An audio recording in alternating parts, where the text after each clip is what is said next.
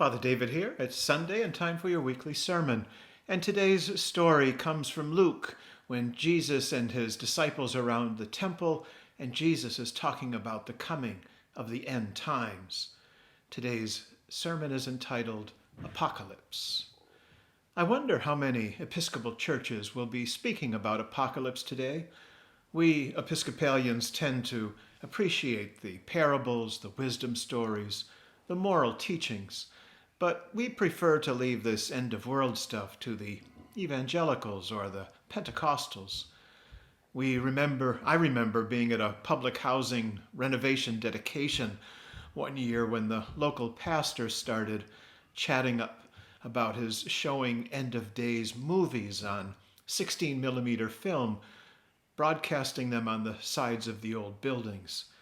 And I kind of slowly edged away from him, since that kind of theology is focused way too much on who's in and who's out, whereas Jesus is always on the hunt for who's out.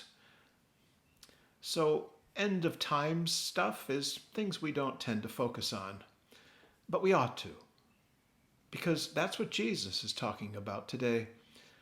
Now, apocalypse is defined as the end of the world, an event that our faith acknowledges will happen one day, but when that day is, nobody knows.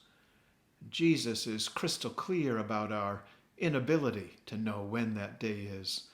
So the folks making money hand over fist trying to sell a specific date or time to gullible people, I think they should maybe go sell some Amway products instead. As for the ultimate end, no one knows the day or the hour, not the angels in heaven nor the Son, but only the Father. But apocalypse is not only about the end of the world writ large. It also comes at the end of your world and mine. Apocalypse comes in the devastating stroke that has afflicted your Uncle Larry. Apocalypse comes when the cancer medications stop working. Apocalypse comes in the untimely deaths of those whom we love. And while apocalypse is about endings, it's not only about endings. Indeed, it is not ultimately about endings. Apocalypse is about the endings that lead to new birth, to new life. It comes when the seed falls to the ground and dies. It comes when a wronged person forgives an injustice. It comes when we really and truly forgive our enemies, especially those who live under our own roof. And it comes in other ways as well. Apocalypse is the second son leaving home and blowing through his misbegotten early inheritance, only to straggle home to the outstretched arms of his loving father, who embraces him with tender love. This boy who was lost and is found, was dead and is now alive.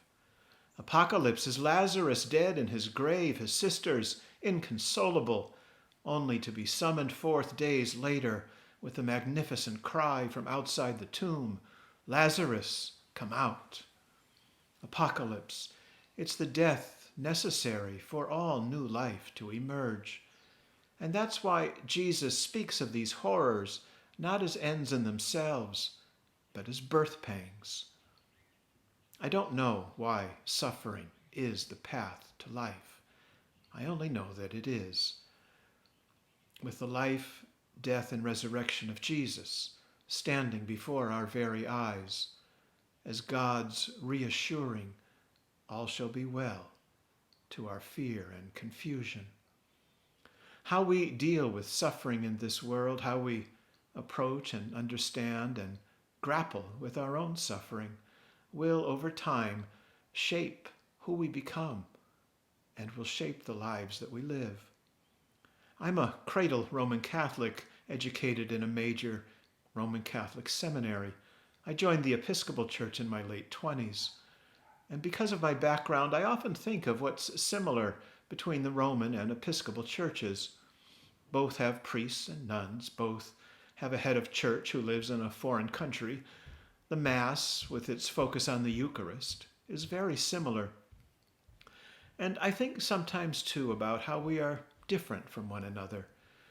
These differences, while often subtle, are probably why so many of us former Roman Catholics have found a home in the Episcopal Church.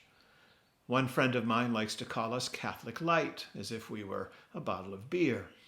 Another calls us Catholics with an attitude, or as Robin Williams once put it, the Episcopal Church, all of the pageantry, none of the guilt. Perhaps there is truth in all of these observations. But for me, the real difference between our two faiths is not so much in what we believe, but in what we emphasize.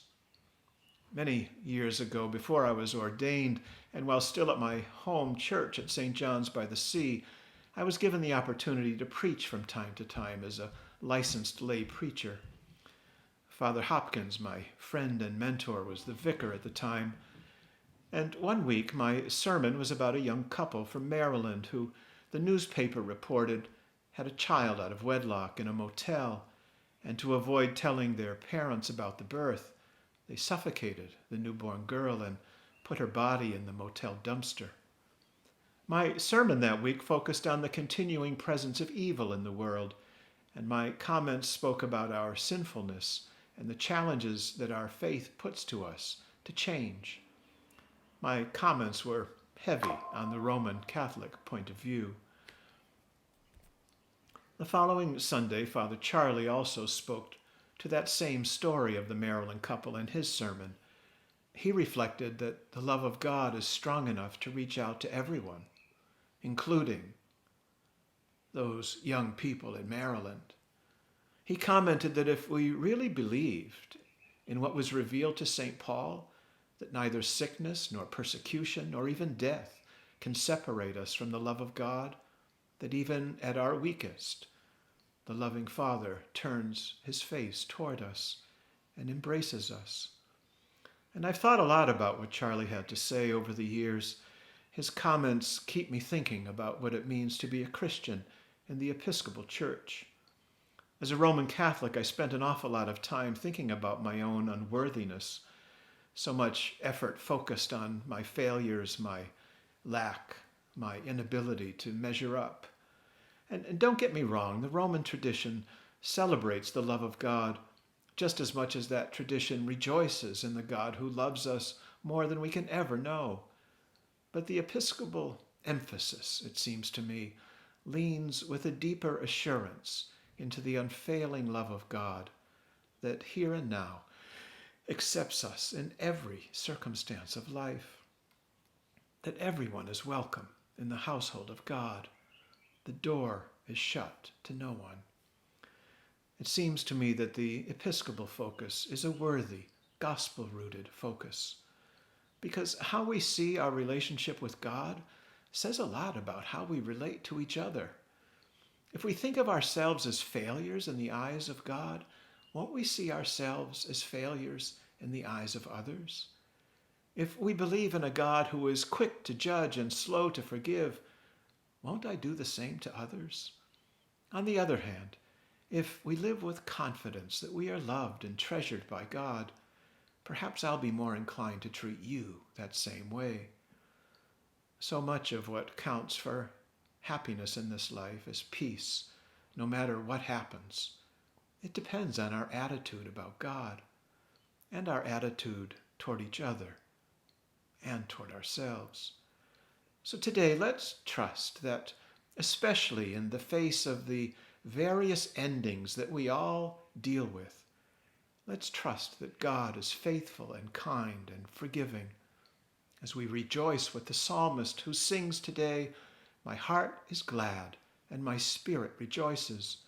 My body also shall rest in hope. You show me the path of life.